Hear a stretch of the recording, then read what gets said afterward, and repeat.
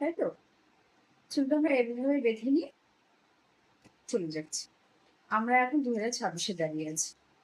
এটা কিন্তু right process নয় চুল বাঁধার।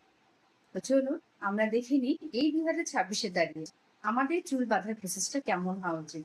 যাতে আমাদের ফেসটা লিফটিংও না হয় এবং ভীষণ ফ্যাশনেবল এবং স্টাইলিশও মনে হয়। এই প্রসেস যেটা দেখবেন সেটা একদম রং। নাও আমি আপনাদের একদম রাইট প্রসেসটা দেখিয়ে দিই।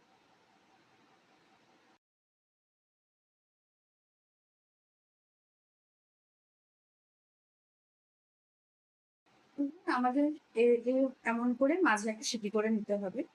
দেন আমরা চুলটাকে এখান থেকে একটা ভাগ করে নিব।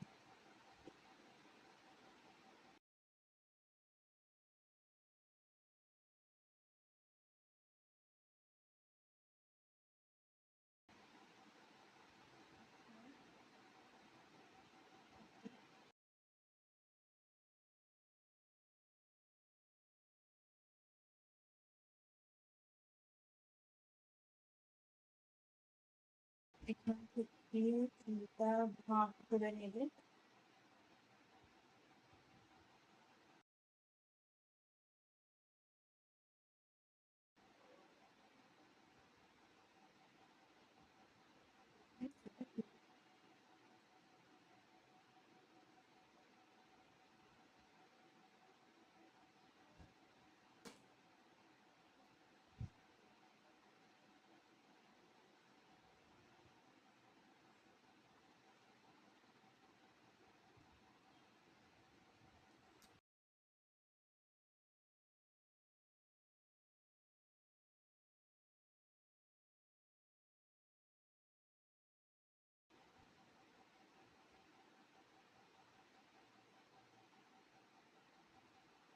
চুলটা এইভাবে বেঁধে নিয়ে কোথাও গেলে পরে দেখতেও ভালো লাগবে।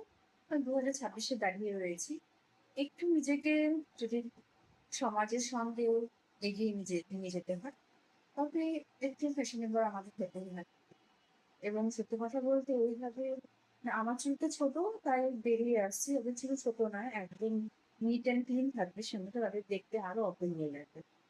তাই না?